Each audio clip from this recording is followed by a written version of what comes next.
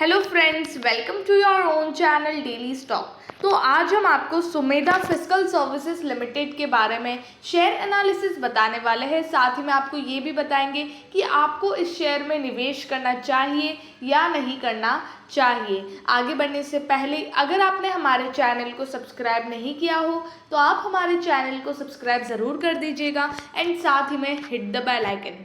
सबसे पहले हम आपको कंपनी के बारे में बताएंगे, कंपनी क्या काम करती है, उसके कॉम्पिटिटर्स कौन कौन है, शेयर प्राइस चार्ट बताएंगे, शेयर होल्डिंग पैटर्न बताएंगे, क्वार्टरली रिजल्ट्स का एनालिसिस करेंगे, लाइक पास्ट ईयर्स में कंपनी कैसा परफॉर्म करती थी और अभी कैसा कर रही है।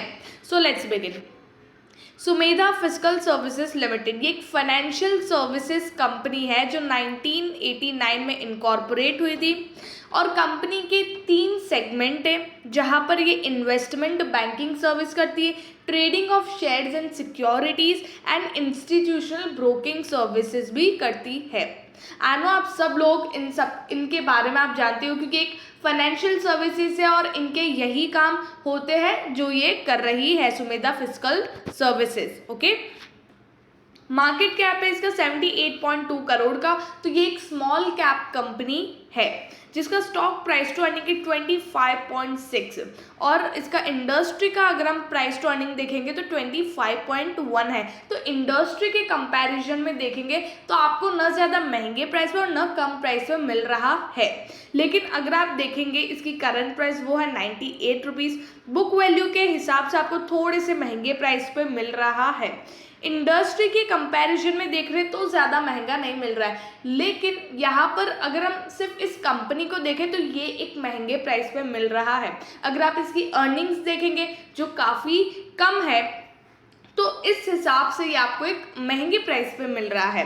रिटर्न्स अगर आप देखेंगे तो इतने अच्छे नहीं है, 9.66% है। कैपिटल को एफिशिएंटली यूज़ करके इन्होंने इतना रिटर्न दिया है 9.66% का।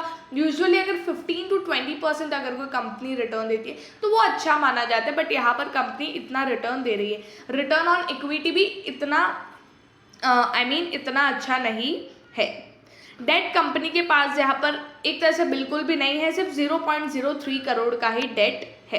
तो फंडामेंटली ठीक ठाक लग रही है कंपनी। यहाँ पर फाइनेंशियल ट्रेंड अगर हम देखेंगे तो 2019 में कंपनी का रेवेन्यू 19 करोड़ का था, देन 18.66 करोड़, 20.22 करोड़ एंड 2022 में 56 करोड़ 73 लाख का रेवेन्यू था। तो यहाँ पर पास्ट ईयर्स में मतलब 2012 से भी अगर आप लेते हो तो हर साल कंपनी का रेवेन्यू 10 करोड़, 12 करोड़, 15 करोड़, 20 करोड़ बस इतना होता था, उससे ज़्यादा नहीं कर पाती थी।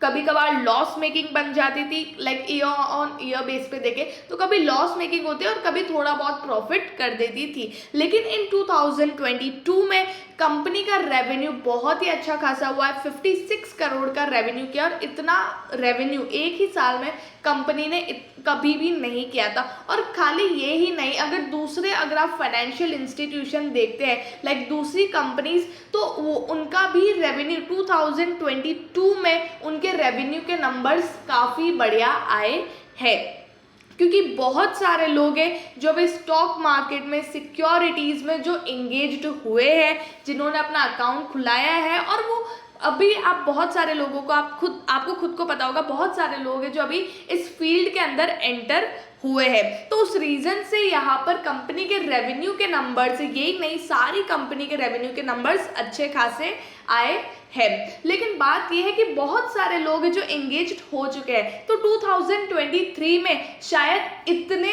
अच्छे नंबर्स नहीं आए, शायद इतना अच्छा रेवेन्यू नहीं आए, रेवेन्यू कम आने के ज़्यादा चांसेस हो रहे हैं। ओके, अगर हम यहाँ पर देखें तो जून 2019 से मार्च 2022 तक क्वार्टरली रिजल्ट्स, पहले जो कंपनी का ऑपरेटिंग प्रॉफिट मार्जिन था वो 7, 17, 40% भी हुआ करता था, नेगेटिव में भी आता था कभी कभार, देन 80%, 72, 58%। लेकिन अगर मार्च 2021 से देखें तो 17%, 20%, 11%, 0.6%, 6.49%। तो अब यहाँ पर जो फी एंड कमीशन जो एक्सपेंस होता है कंपनी का वो इंक्रीज हुआ है, साथ ही में जो बेनिफिट्स होते हैं, एम्प्लॉयज़ बेनिफिट्स, उनकी सैलरी वगैरह वो इंक्रीज हुई, तो एक तरह से कंपनी के लिए वो एक्सपेंस है, तो कंपनी का वो एक्सपेंस इंक्रीज हुआ है, तो उनकी वजह से यहाँ पर जो ऑपरेटिंग प्रॉफिट मार्जिन है, मतलब यहाँ पर ऑपरेटिंग प्रॉफिट है वो यहाँ पर डिक्रीज हो रहा है, और उसी रीज़न से यहाँ पर जो प्रॉफिट है वो सिर्फ 3 करोड़ का आया है। जो 2021 में 8 करोड़ 65 लाख का था, वो 2022 में सिर्फ 3 करोड़ 6 लाख का ही है।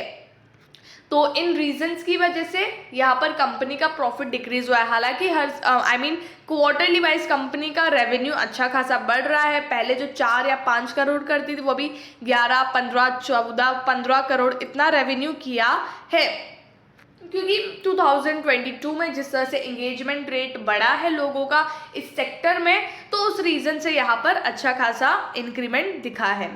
शेयर होल्डिंग पैटर्न यहाँ पर प्रमोटर्स है 49.57%, अभी भी उतने ही हैं।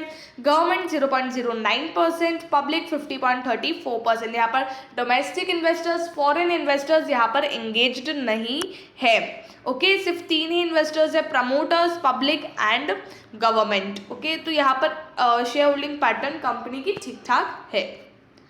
कॉम्पिटिटर्स अगर हम देखेंगे फाइनेंस सेक्टर में, तो यहाँ पर बजाज फाइनेंस है जो काफ़ी बड़ी कंपनीज है, बजाज फिनसर्व है, देन SBI कार्ड है वो भी बड़ी कंपनी है, बजाज होल्डिंग है, then Cholamandalam investment and finance है, मुथूट फाइनेंस है, HDFC AMC है, ये सब मिड कैप और लार्ज कैप कंपनीज है। And at last Sumedha fiscal है जो एक स्मॉल कैप कंपनी 78 करोड़ का मार्केट कैप है, और बाकी सब मिड कैप और लार्ज कैप कंपनीज है, और फिर भी वो 27 के PE, 24 के PE और 13 और 42 के PE पे मिल रहे हैं। ये इतनी छोटी कंपनी होने के बाद, इतना कम रेवेन्यू प्रॉफिट होने के बाद भी ये 25 के PE पे मिल रही है, इसलिए ये एक महंगे प्राइस पे मिल रहा है।